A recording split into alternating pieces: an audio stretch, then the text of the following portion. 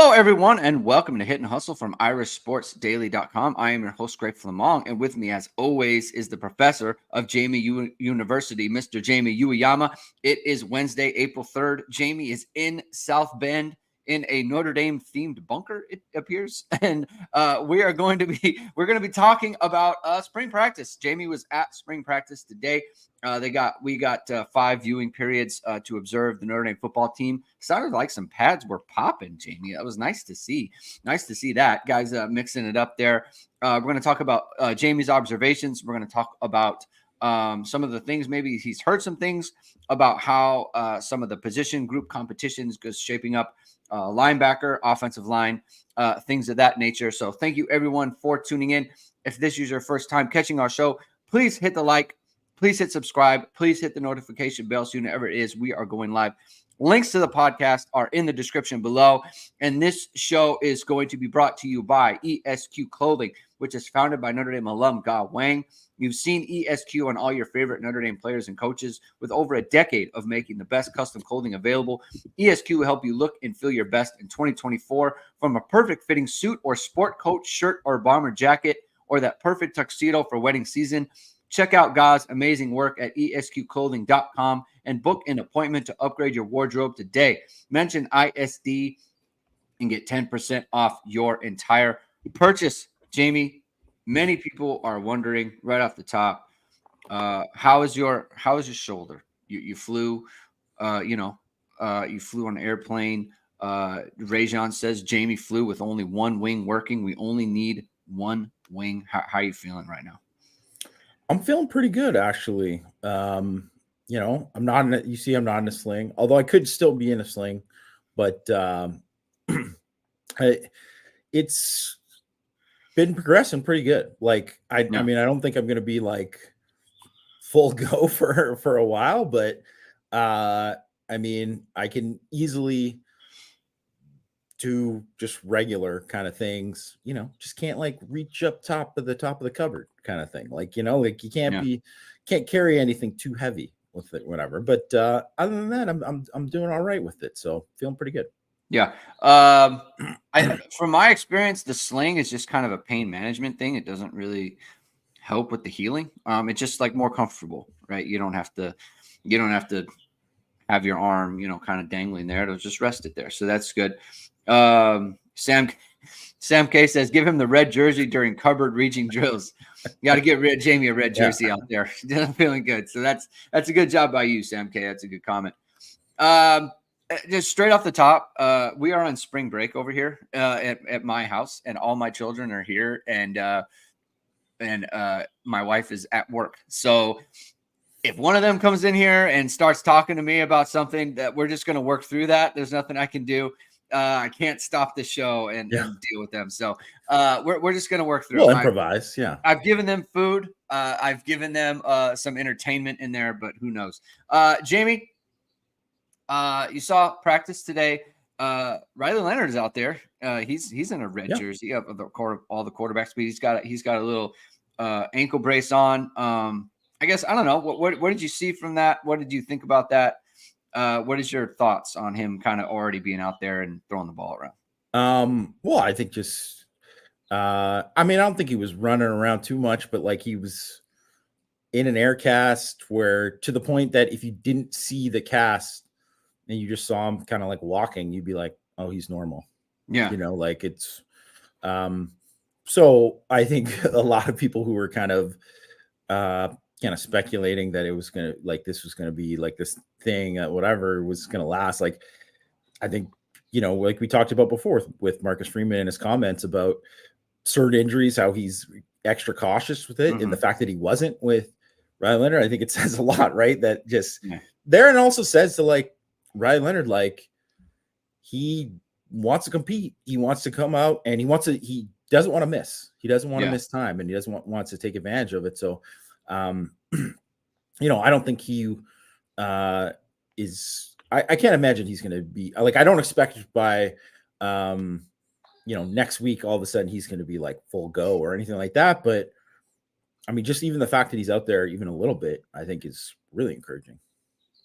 Yeah, and I think the fact that he's already weight bearing, he's putting pressure on the leg already, and he's not like in a he's not in the his little crutches or his little, the I don't know what to call it with the you put the leg up on the little cart thing. Yeah, the little scooter or whatever. Yeah, you don't do that. So that's good, right? This is the good thing for his overall prognosis there. It's that's good to see. I've heard some things like just kind of poking around. I know some people in the community, like the orthopedic community, who obviously aren't involved in his injury thing as well. And I heard and in his prognosis or in the surgery or anything like that, just kind of piecing together some of the public knowledge. It could have been 6 weeks without weight, right? So the fact that he's already doing that is a good sign. What did you observe today, Jamie? What did you see out in the practice field? Well, I mean, yeah, like, they don't do a lot in those first 5 periods because it's a lot of like individual and all that kind of stuff. But, right away they came out and I think they wanted to set the tone. So they came out right away and worked on, a one-on-one tackling drill. It wasn't like, I mean, they were putting anybody at risk with this drill. So I'll just say that it's just one of those things where, you're basically like a few feet away from a guy and it's like stopping a guy at the goal line. Right. And you got to stop them. And it was linebackers and DBs versus running backs, tight ends and receivers. Mostly backs and tight ends, but it was, I mean, I think it was one of those things where it's a little bit instructive, just because you could you hear pads pop, right? And that's always a good thing. And I mean, to me, right away, the first guy stood out was Christian Gray. I mean, you heard it. It was like, boom, like that was a thing. And frankly, just watching Christian Gray, like in the drills, just the drill work, and they were doing some other tackling stuff after too. Man, I mean, he's a big dude. You can tell like he's added weight from last year. He looks bigger. And he already was, I mean, he showed out as a tackler in his little bit of time last year, but that's exactly, that kind of like big physicality is like what you want to see in like a boundary corner. Right. Yeah. So, that stood out. Like, I think that there was like, I mean, Kennedy Urlacher, who, I wasn't even like particularly like kind of looking for, like, I had to like remind myself that was like, he's number 23.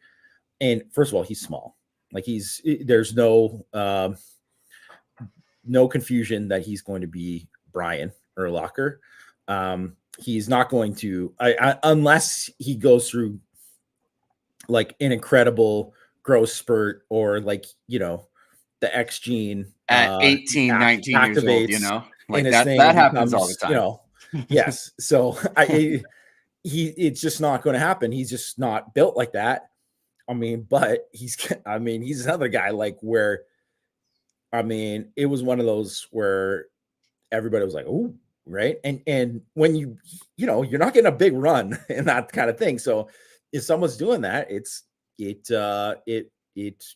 shows up. And I think just, KVA in that drill, just seeing him, he had a nice rep, which was it was a good rep by Jack Larson too, who he was going against, but just seeing him, he's just, man, he is big.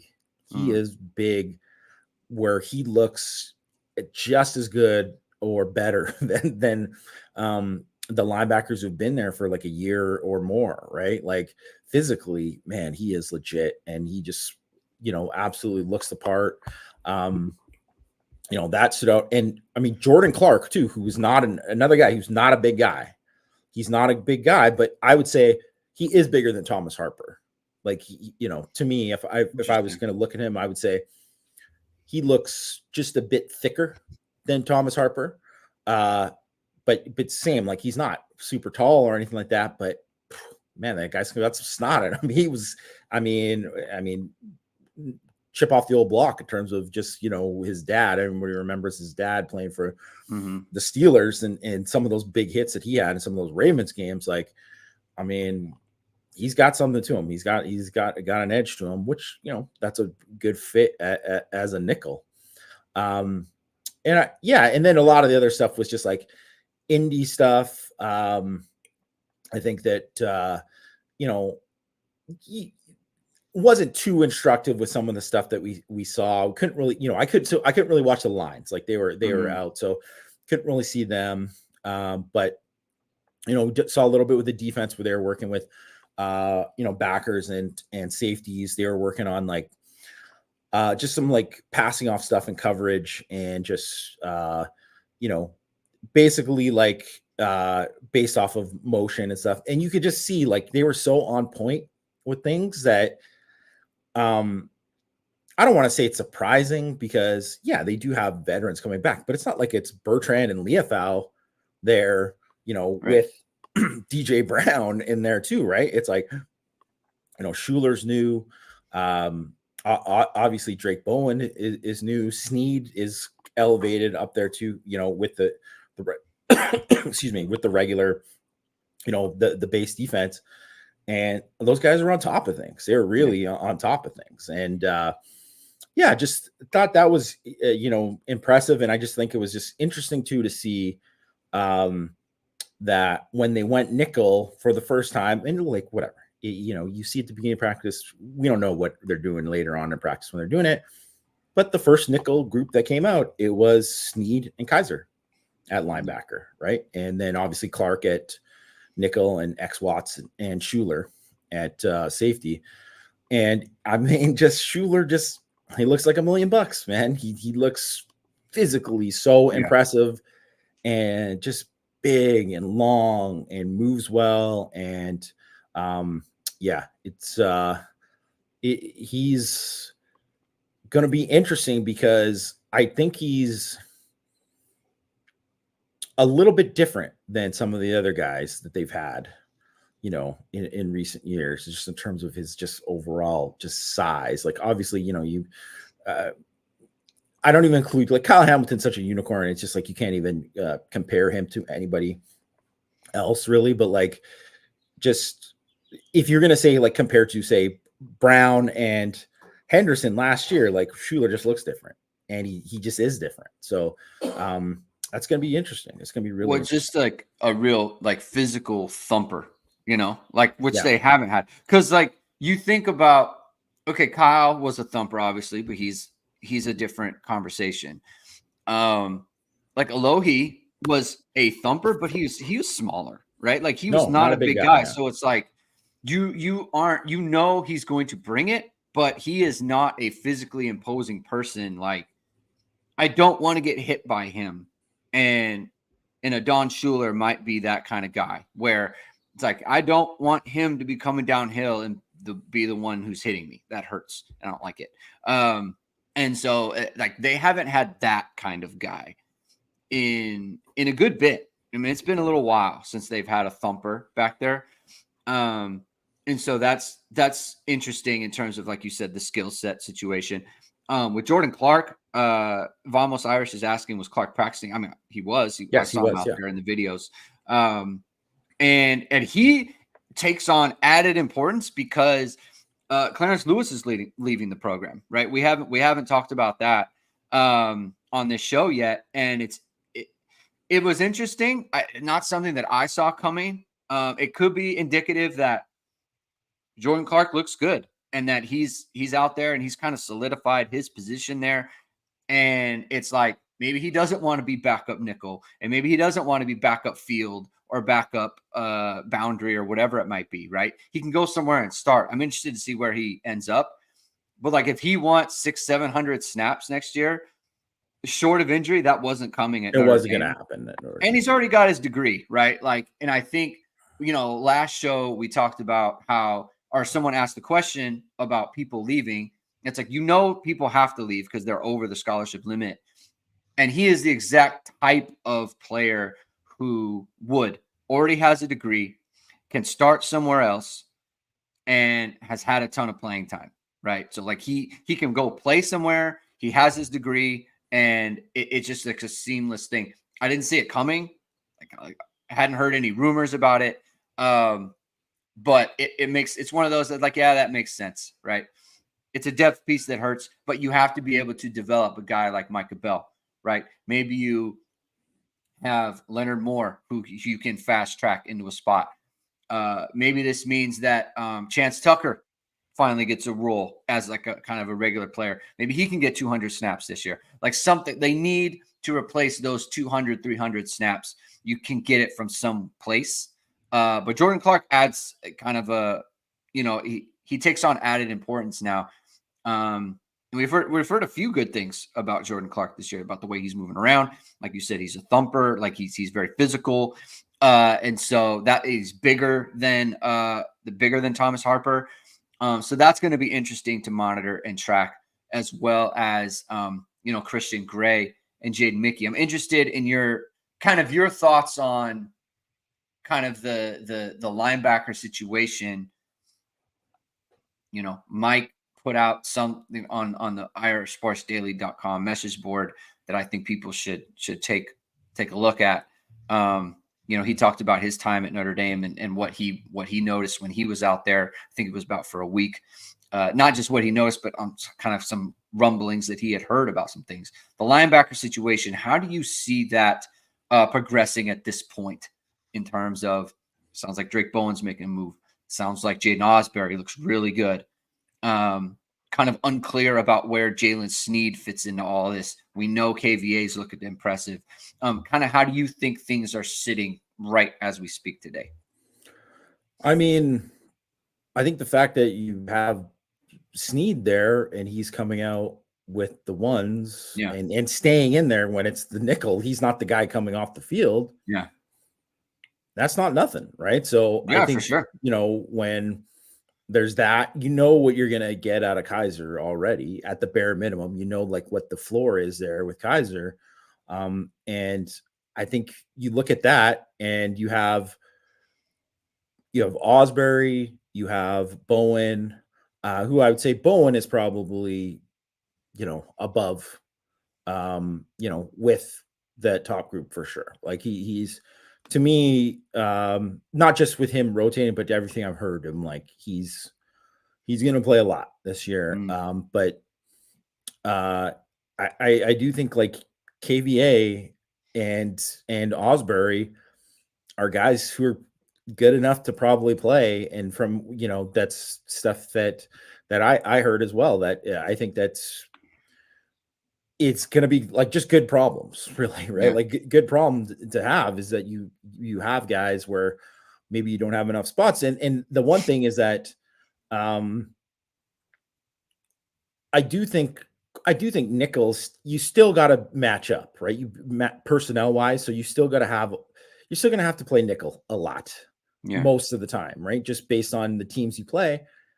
But I think when you have Osbury and you have Sneed who can go out and play rover and be kind of like legitimate rovers, where I think like Kaiser can play rover, but I don't think that was his natural fit, where I think it is more of a fit athletically for Sneed and Osbury. So I think it gives you options, right? It gives you options. And it's just like how with Schuler gives you different options than what you would have with these other guys, right? And I mean, you didn't mention Rod Hurd in terms of because he's obviously not practicing yet, right? Like he's going to arrive in the summer, but I mean that's another guy that he adds to the versatility of what you can do in terms of him playing safety and then him, possibly playing some nickel too and all that too, right? So I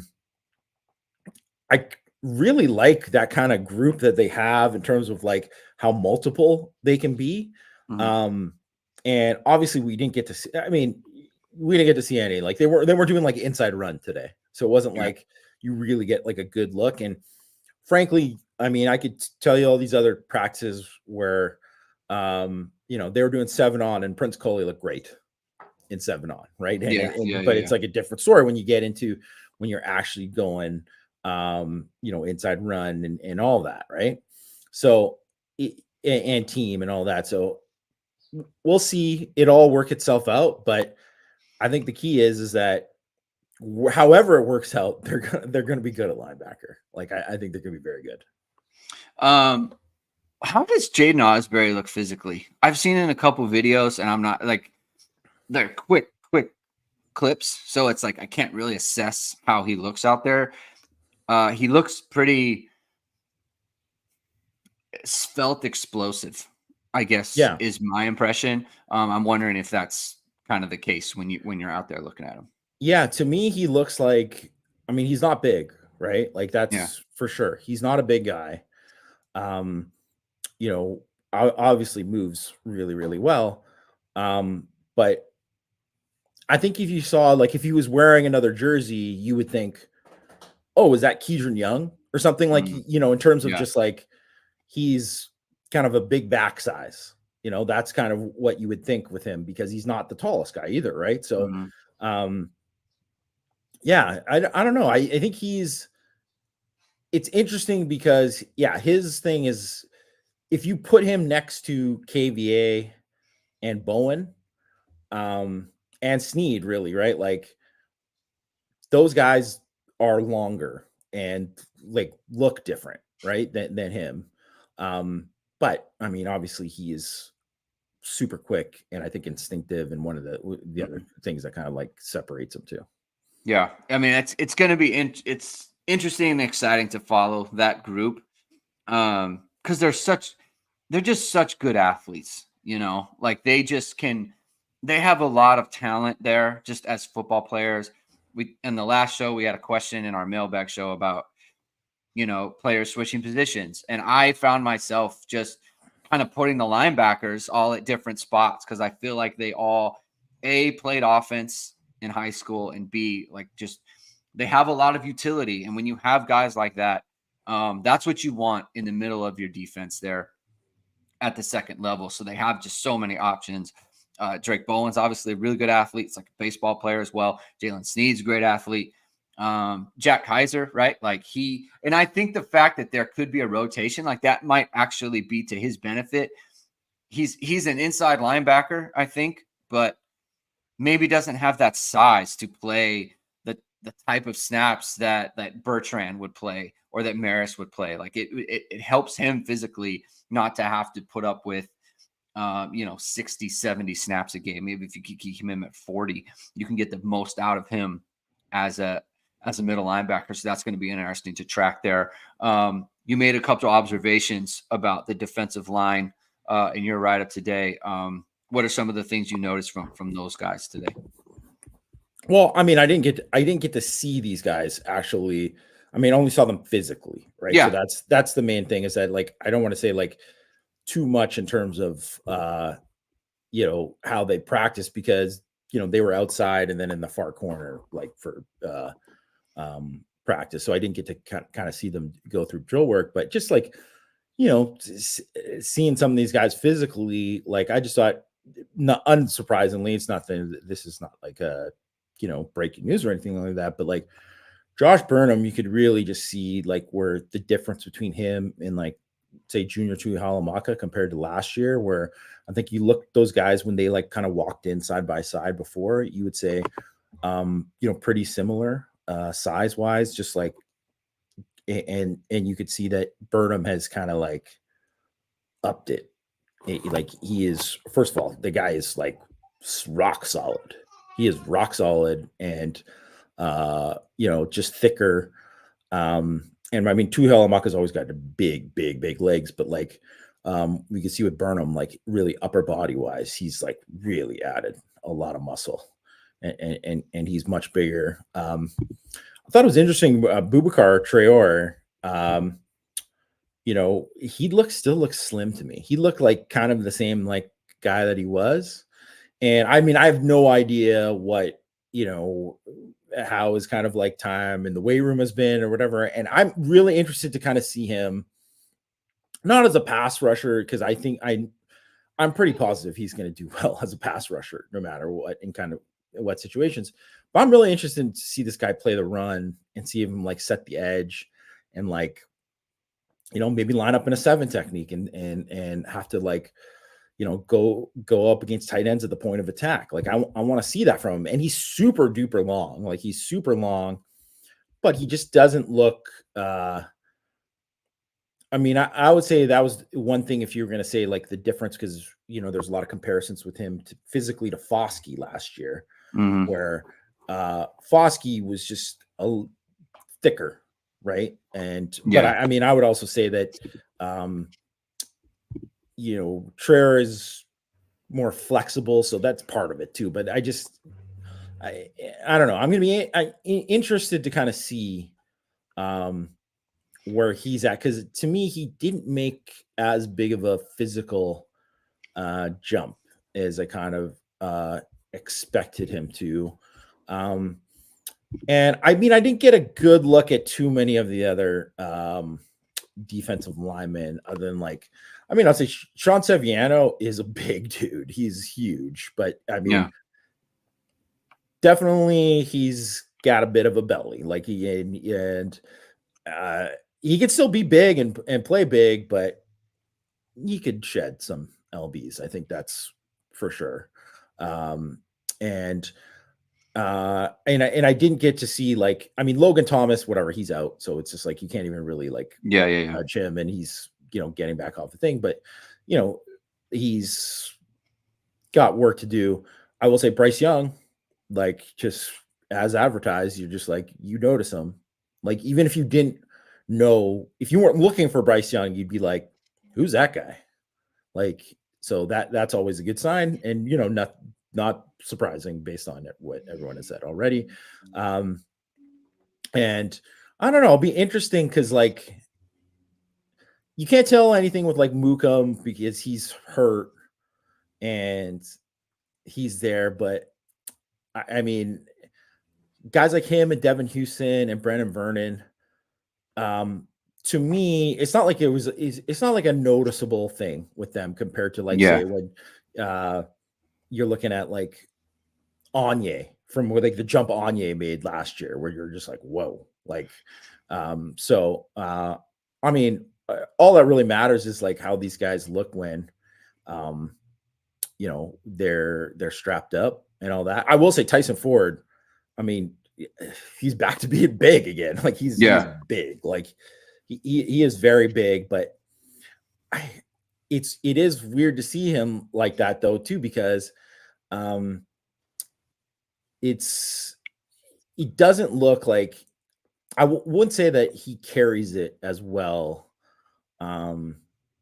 as other guys who've put on it, but I mean, that's why I'm interested to kind of see if he can, because I would say right now he's not a name that people are buzzing about, but we'll see what happens. I mean, we talked about it last year. I don't remember when it was, but just all these guys like Devin Houston. I mean, maybe he doesn't fall into this specific category, but Brennan Vernon and Tyson Ford, it's just their weight has been up and down. Yeah. And so how can Tyson Ford specifically, how can he be big, lose it, get down to 270 something, and then put it back, and this is good weight? They need, I don't care if they bring in tweeners or whatever, or whatever they want to do, fine. But they need to know when they get there what they're going to be, so that they can start building their body to be that thing. Because we're in the third year or whatever spring it is. Yeah, you got to have a plan, and I think that is something that needs to be, because that's the thing with, and I'll say that's why I think one of the things with Burnham is they made that move early for him. Yeah. And even though they didn't say hey, you're going to be, you're going to play strong side right away, I think that's where they envisioned him right away, and he's been building towards that, and you can see that building of that, right? And I think it's always a thing too, and I don't know, whatever, and I'm not saying this was as anything against Matt Bayless or Fred Hill when he was just doing it in the interim either, but I don't know, maybe that's something where Lauren Lando will have more of a concrete plan with these guys in terms of this is where we want to get to this time, and these are the steps and whatever. Yeah, I'm not trying to blame any specific person. I have no idea who's responsible for this stuff, but this happens too often with the D line specifically. It's just like there's just guys who it's like, is he a 3? Is he like Jason Anya is another example where it's like, look how long it took him just to get to this point, right? Yeah. Like it takes too long. They need to know where they're going. He was always going to be a guy who take long. So I just think he's different, but I would say, yeah. Right. What you're saying is fair. Yeah. So there's something to monitor there as well. So that's Tyler Borgman brings up a good point. And this goes back to kind of linebackers. An interesting piece to potential player development is the schedule. If we dominate like we should, there may be the ability to rest develop in some of these games. I think that's true of the linebackers. Like it's a good time, like maybe not in the opener, but you've got a couple service academies, you've got a couple MAC teams, right? Like they'll be able to get guys into games, I think, a lot easier than it would in just, if you're playing a bunch of tougher opponents, right? Like last year when you had the stretch from, Ohio State to Duke to Louisville to USC, you're not rotating a bunch of guys in those situations, right? Like those are tough games. So that's something to monitor and to keep an eye on. Another thing is Rubio was Gabe Rubio was back on campus watching practice again. I think every bit of evidence seems to suggest they plan to have him back in the summer. I would say it's like he's not gonna be around the team this much if that's not happening, right? Like that's just a thing that's true. Bo Collins is again at practice. He is in South Bend, finishing up his degree with Clemson, presumably online, and so he will be in South Bend in the summer, or he'll be a part of the program in the summer. Did I see Deion Colsey running around out there? Is that Deion Colsey was running around. So he's like, he's involved, and I didn't watch very much of the offense because I was just, you only get this so much time. But he was running out there, and so I don't know for sure that he was catching passes with the thing, but with his hand or finger injury or whatever, right? But I think, he's running out there fine. That's for sure. So he's still heavily involved. I want to go deeper into this Jeremiah Love slot running back thing.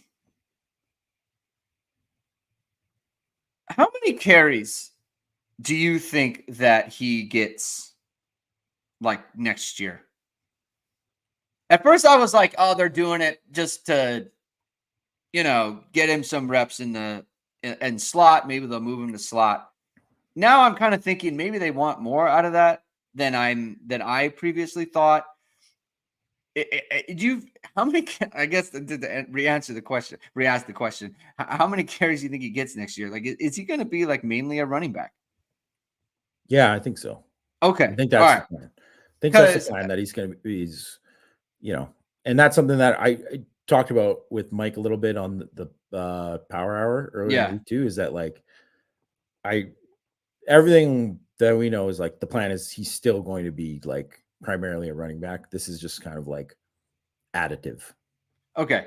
All right. Because I was reading his thing, and it's like they were talking about like JD Price I agree. JD Price is ready to kind of explode and be a big time back for Notre Dame next year.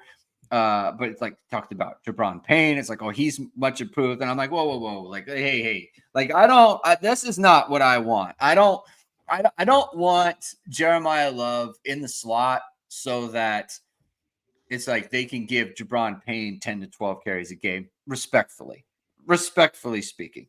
I would like a more majority of those touches to go to Jeremiah Love, who is very explosive. It's good at making people miss. It's good in the open field, all those other things, right? So I just wanted to track that. Another thing that I noticed today that, they're running routes against air and that sort of thing. Cam Williams is a smoke show.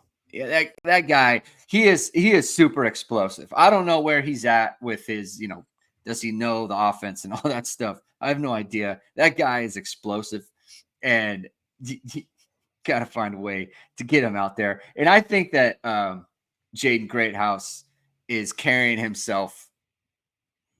He looks very like quick. The dude. He looks good. He does. He looks slimmer. And I just think he looks great out there. And I think he carries himself. I would take all of the Jade Greathouse leads the team in reception stock at this point. Anything you've kind of heard on that front? I would definitely buy stock in Jaden Greathouse this year. And I've already been like pretty high on him before, but like I think he's gonna have a big year. Like I think he's I mean, I would be surprised if he's, doesn't have a prominent role in what wasn't like, could he be wide receiver one? Maybe, right? But like he's gonna have a prominent role. And like put it this way, so he returned punts in high school, right? And people seeing him, and he would like return some to the house and whatever. But it wasn't like he looked whatever. It was like he was just kind of like, well, you're the best player on the team, so you're gonna go and return punts.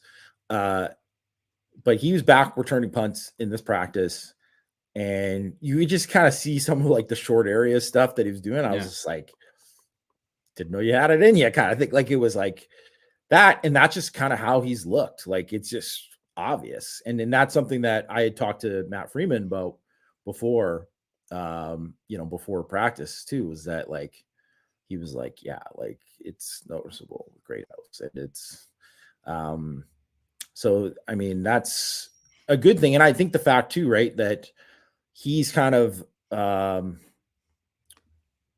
already kind of established himself. Like slot is kind of like where he's mostly going to be, I think. So because Jaden Thomas has been pretty much working on the boundary, and like obviously they got Faze on there too, and Jaden Harrison. Like they got options, and then we talked about Love there or whatever, right? But they have options, so that's going to be interesting. But the one thing is that like Mike Denbrock loves getting matchups with that slot and putting guys in the slot to get those matchups, right? So that definitely monitored just the production from guys lined up in the slot this year. I think that's going to be big for Notre Dame's offense. I just, he just has that aura, man. Like he wants to be the guy. He wants to be the guy. And he was the guy in Texas. Just, it's going to be there. I just think it's going to be there. He's going to be in for a big season. Rajon says, wide receiver room looking 6'7" deep. Okay, let's Jaden Thomas 1, Greathouse 2. Let's say Chris Mitchell 3, Jaden Harrison 4, Faison 5. Who am I missing here? Did I miss anyone just on that first 5? Bo Collins is 6. Bo Collins 6. I mean, depending on whatever happens with Colsey, 7. And you got Gilbert, Cam Williams. I mean, whatever it is, that they're much deeper, and faster than they were last year. Yak says, here we go over here for wide receivers. Who are predicted starters at wide receiver for us? So it's interesting. It's interesting between like Bo Collins and Jaden Thomas. Where do you see Jaden Thomas's role being this year? Because he's a better slot guy. We've talked about this a ton. Better slot guy. Jaden Greathouse, I think, better slot guy, right? Bo Collins, not a slot. Like you can see him just being boundary. Like he screams boundary all over the place, right? Like that just seems like what he is. Chris Mitchell, field, right? That screams his position. You have a lot of slot options. You have Jaden Harrison. You have Jaden Thomas. You have Jaden Greathouse, the 3 Jadens, right? You have Jordan Faison, 4th slot option, right? How do you kind of see that adjudicating itself? It's a lot of guys, right? It's almost like you don't have enough spots to accommodate kind of the weapons that you have on that side of the ball. How do you see that kind of playing out? That's the thing is like I couldn't even tell you who the predicted starters would be today, other than I would say that and then this is also goes to like the Jane Greathouse thing is that like Jane Greathouse and Chris Mitchell, I think I would say those are two or the three. You know, Yeah. like would be my best bets, I think. Or those are two of the three. And I mean, you just got to wait till Collins actually starts practicing and gets in there. And I don't know how much too the fact that Colsey had been out and then Collins isn't here and how much that is making Thomas have to go on the boundary because they don't have as many boundary guys without that. But then it's all of a sudden, if you're like, okay, well, we like Micah Gilbert at the boundary, and then you're like, okay, well, now we can kind of move Thomas around, right? I just think Jane Thomas is just like too good of a player to not be involved, you know, in some way, and especially because there just aren't guys that are built like him, that kind of move like he does. That is just it makes him just a different kind of option than they have. So I just think that, um, like I don't want to say like I would be surprised if he wasn't a starter because he might not be a starter, but I would say like he's still going to play a lot and still get a bunch of targets, even if he's not like the first slot out or the first boundary out, right? Like, so I just it's just one of those things where um I don't know. I really don't know how they're gonna kind of handle it, and how Mike Brown is gonna handle it. But the thing is, it usually always just works itself out. The cream always Yeah. rises, right? And then you're just gonna find which guys are um kind of excelling the most, and then you kind of go from there. But I mean, it's a weird kind of situation. I would say like I mean, not that I would compare this to 2015 in terms of how the talent overall, but like that was one kind of thing with like I would say the 2015 team is that they were deep at receiver and like good at receiver, and they had a lot of veterans, Mm. a lot of guys who could play because they had like obviously they had Fuller and they had Breezy, they had Chris Brown. They had Corey Robinson caught 40 something balls the year before, right? Mm. You got Amir Carlisle. Remember, CJ Procise moved to running back. He was a slot the year before, right? Yeah. So there's that. There's also Torrey Hunter Jr., right? Mm. And like EQ was like good enough to play that year. He just didn't because it was like they had too many guys, right? It was like so I mean, I wouldn't put this group up with that group in terms of like, you know, that group I would say was better, especially because you can't until you see a Fuller, you can't say there's a Fuller. So but that was one of those things they had to kind of manage that. And it's probably going to be something a little similar, I think, where you got Yeah. to kind of manage it. Rajon's asking, do we have a true deep threat? So Chris Mitchell is supposed to be that. That's his kind of what he was brought in to do. And so, Cam Williams will be that when he's ready, but we don't know when he'll be ready. So do you think Chris Mitchell can kind of carry that mantle of being just the smoke show speed guy? Yeah, I just think he's the obvious choice. And I mean, I'll say the two. Like, I didn't watch a ton of Chris Mitchell today, but you just watch him, and it's just like, I mean, Greg, those guys that are like, it just looks easy for them when they run. Yeah. You're Yeah. like, there's just so little wasted motion. It's just like, it's like, I don't want to say he doesn't look fast because he looks fast, but it's just like, it's not like it doesn't look like he's running hard and he's fast. Yeah. And that is always a good sign, and also a good sign for a deep threat, because when you're kind of in control there, I always think those guys are the guys who are the best, deep ball players, because they can gear down easier and Mhm. they can kicking into another gear if they have to, because it's just easy for them to get at that like a pretty top speed, right? So, and that's what made him so good last year for FIU, right? Yeah. I think KK Smith also falls into that for me as a guy who, like when I saw him last year when they did when when he warmed up in the pregame for I think it was Wake Forest.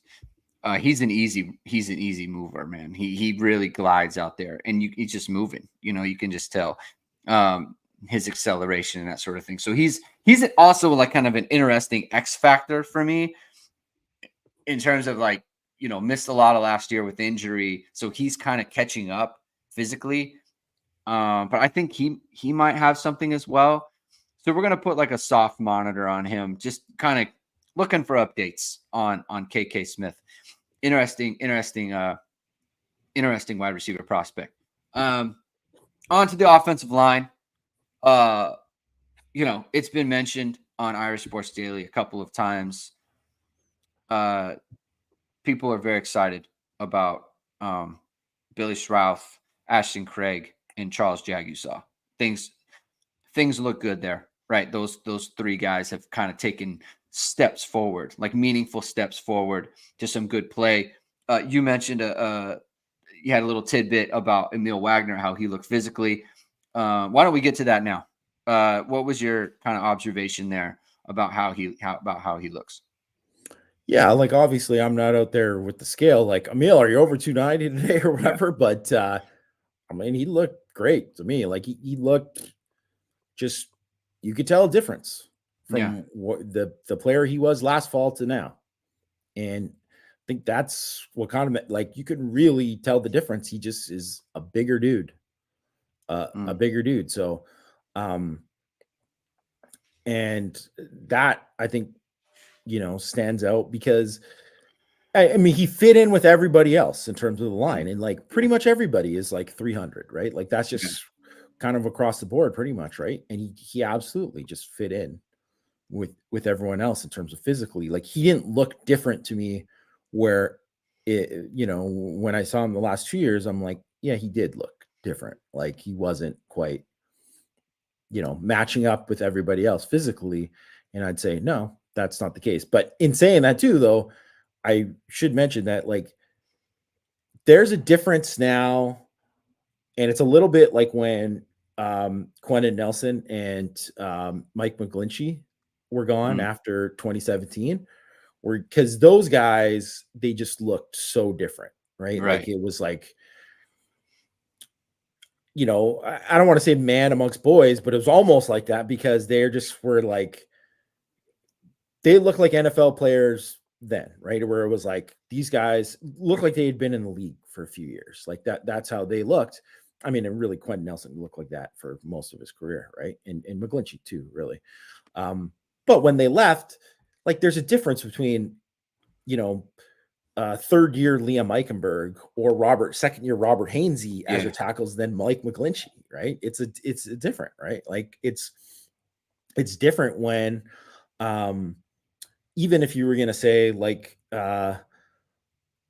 you know any one of the guards that you could look at, even like say like Aaron Banks at that time, who was a big dude, and you could tell he was going to be a big dude, but there's a difference between him and Quentin Nelson, right? yeah, Uh and I think even just there's a difference between, you could just see like Alex Bars, who was a veteran. There's a difference between Alex Bars and Quentin Nelson, and that was the same thing with Alton Fisher. Is those guys just look different in a good way, right? Like they just were like freaky looking dudes. The guys that you looked at and you're like, well, these guys could play for Alabama and Georgia, and they just fit that mold. They're just so big, right? So, um, and we're now, I mean, there's guys like, I mean, Jagusaw is a big dude. mm, Sullivan Absher is a very big dude. He is going to be a monster. Styles Prescott is not that big right now, but you can tell he is going to be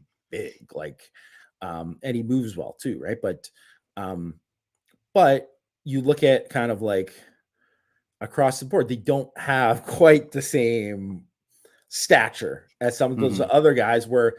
And to me, it reminds me of, that 2018 year where it was like a bit of a transition year where you are having like, I mean, Hainsey looked different 2 years later than he did at that point. Eichenberg looked different 2 years later than he looked at that point. So it's just, I think that's kind of where more physically the thing is now. It'd be interesting if that if that made a difference with like Tosh Baker being involved rather than Emil Wagner. Like Tosh Baker is obviously huge, right? Like Emil Wagner is never going to look like that, right? So, but I think the thing with Emil Wagner, we're going to I think we're going to stop monitoring the weight on him. I'm kind of done with that at this point. You've seen him, you've have eyes on him.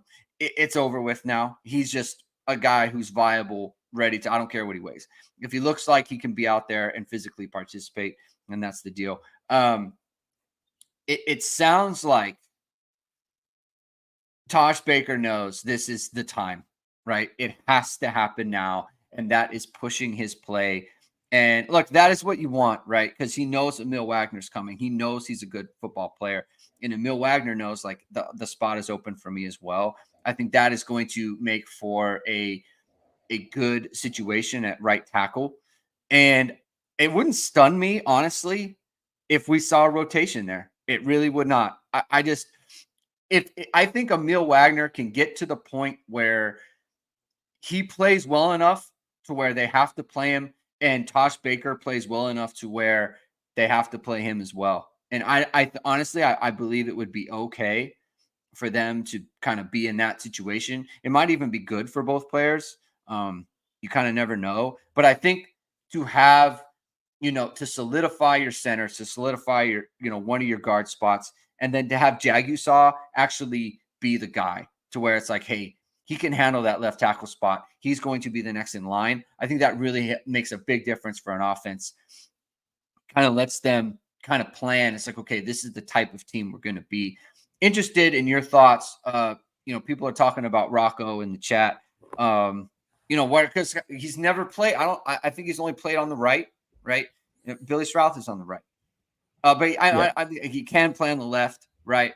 And Sam Pendleton is there as well. He's also challenging to be a player at guard. And obviously Pat Coogan, like he played all the snaps at left guard last year. Where do you see that kind of, or what? I don't know. Where do you see it? What have you heard about where things are there? It's obviously that's a spot that's up in the air. Yeah, I think that is the one spot that has to kind of be determined, and a lot of it's going to be determined by just like where Coogan is in terms of like, is this just like, is Coogan, is that like what he was last year? Is that who he is? Because if that's who that is, then I think he's probably not going to win the job, right? Yeah. And I'm not to say that he can't get better or in certain areas, but I think some of his stuff was just like, you have to get stronger, and you have to. There's some of these things that naturally I'm like, you got to have it to be able to do that. And so, does he have that? Rocco. That was one of the things before, was that he was just he had only played left guard like for years and years, and then he played right and he ended up winning the right guard spot, right? But so it was always kind of like, oh, can he like adjust to try to win the right guard? So it shouldn't be that big of a transition for him to get in the mix there. But I really don't know how it's going to go, but I think it's pretty obvious that like, that it's going to be like left guard and right tackle are the spots that are going to be contested. And my guess is that they aren't going to have anything quite figured out. Definitely not at right tackle. I don't see them like making a definitive call on that. And they might end up, splitting later on. It's certainly something that's happened before. But my guess is that left guard job, that'll be like a battle for like fall camp, I think. Yeah. I mean, it, like, honestly, that's like healthy too, right? Like, that's healthy for the line. I think it's healthy for, like, there's no reason for them to name right tackle in the spring. No. You know, like it have to go into fall camp, because honestly, that's what's fair to both players. Neither player has a ton of experience. Neither player has, I mean, obviously Josh Baker has more experience, but not great experience, right? It's almost negative experience on his end. So he has to prove like he can be a better player. He did have the good bowl game, so that matters, right? It's not like it's nothing, but I just think you have to give both players an equal opportunity there. I think with left guard, it's kind of a little bit different, right? Pat Coogan played all last year. Obviously, he had his struggles, as you've documented this offseason, but still got the time, right? He like you said, his good plays look really good, right? So can you keep those? Can you keep kind of build on the good plays, less of the bad plays, and you can get something going there. He's in a little bit different position. And I think especially for Sam Pendleton, who doesn't have the experience, he's going to have to play really, really well in order to kind of make himself a factor. Rocco's interesting. I mean, obviously he's battled his way back to give himself a chance, right? Obviously the knee injury there. I just wonder if it's, he's not up against someone like Shrouth, who is inconsistent from an assignment standpoint, or inconsistent from just like really bad plays. He's not up against that really now with Coogan. So it'll be interesting what it would take for him to supplant kind of the guy who played, the majority of the snaps last year at left guard. So that's going to be interesting to track. A lot going on. And so we're gonna keep following those things. Jamie, we'll be back sometime this week. It's kind of a schedule thing of when things are going to work out. But you're still in South Bend. You're still taking in the practices as they come. So we're going to work out a time for us to talk again. But this will be after you have observed practice and that sort of thing. So we're going to have Jamie on for like the majority of the shows going forward, or at least for the next couple shows. Jamie's going to be reporting from South Bend. You're embedded in there, so you're going to want to stay tuned to Hit and Hustle and to Irish Sports Daily YouTube channel. Hit the like, hit subscribe, hit the notification bell. We'll be back soon with another show talking about the Notre Dame football team. And in the meantime, keep hitting and hustling.